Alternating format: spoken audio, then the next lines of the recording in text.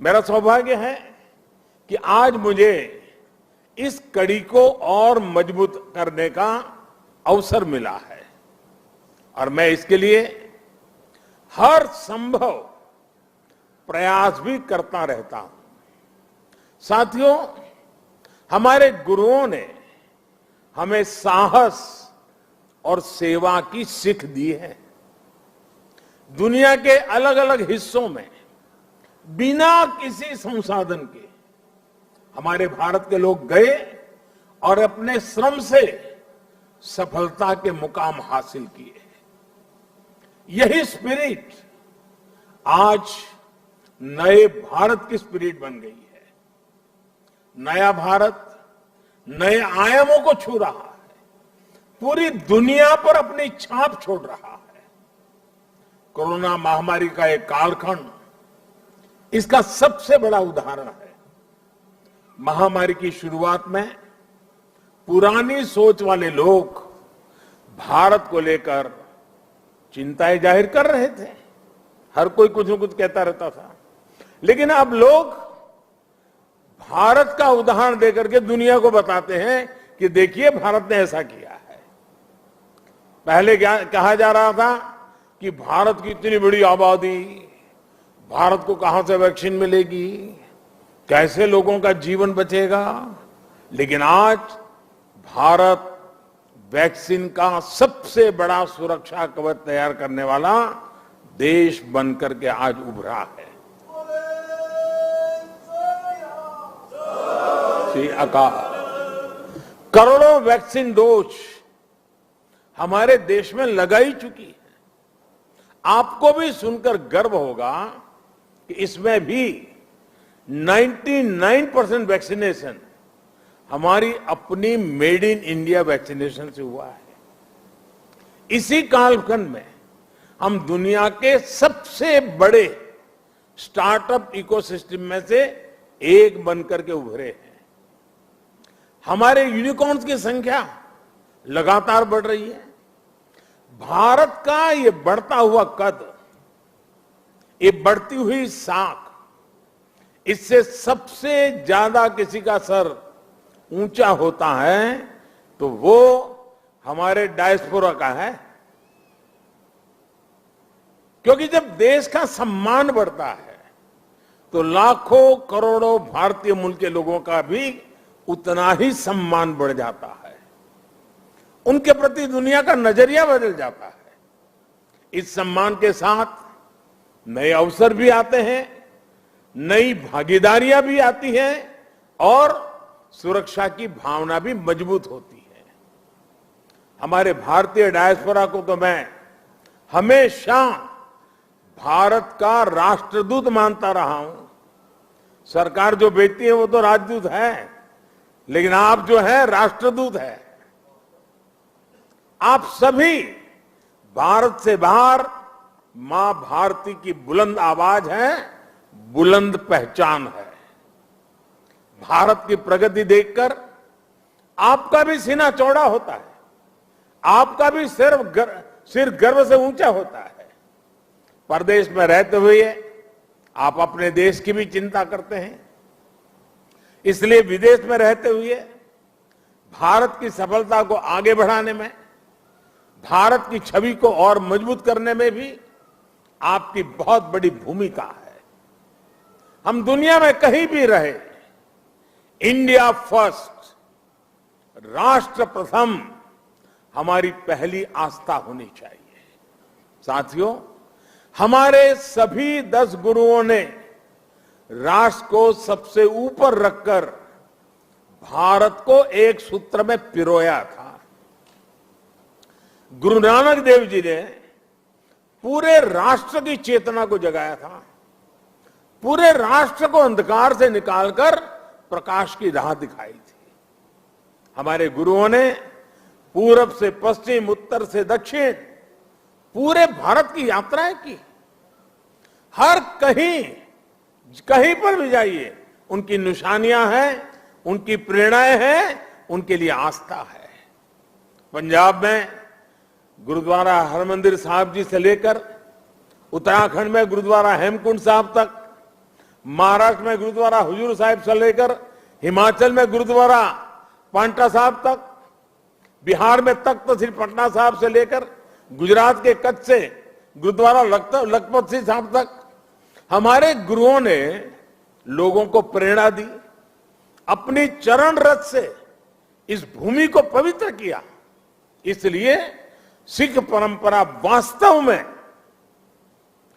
एक भारत श्रेष्ठ भारत की जीवंत परंपरा है।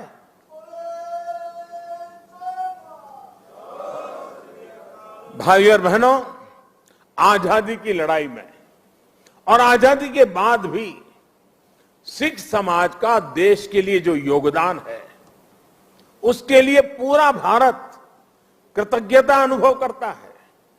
महाराजा रणजीत सिंह का योगदान हो, अंग्रेजों के खिलाफ लड़ाई हो या जलियांवाला बाग हो, इनके बिना न भारत का इतिहास पूरा होता है, न हिंदुस्तान पूरा होता है।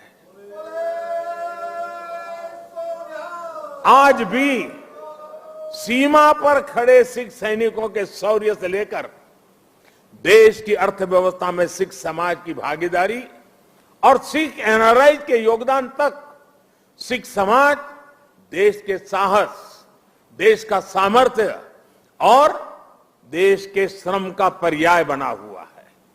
साथियों, आजादी का अमृत महोत्सव हमारे स्वतंत्रता संग्राम के साथ साथ हमारी संस्कृति और विरासत को सेलिब्रेट करने का भी अवसर है, क्योंकि आजादी के लिए भारत का संघर्ष केवल एक सीमित कालखंड की घटना नहीं है। इसके पीछे हजारों साल की चेतना और आदर्श जुड़ी थी। इसके पीछे आध्यात्मिक मूल्य और कितने ही तप त्याग जुड़े हुए थे।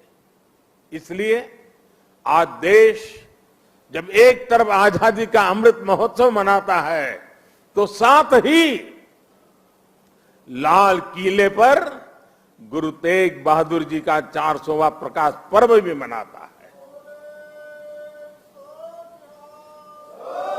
श्री अकाल। गुरु तेग बहादुर जी के 400वें प्रकाश पर्व के पहले हमने गुरु नानक देव जी का 550वां प्रकाश पर्व भी पूरी श्रद्धा के साथ देश विदेश में मनाया था। गुरु गोविंद सिंह जी के 350वें प्रकाश पर्व का सौभाग्य भी हमें ही मिला था।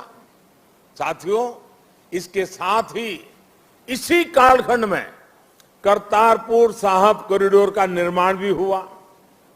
आज लाखों श्रद्धालुओं को वहां शीश नवाने का सौभाग्य मिल रहा है।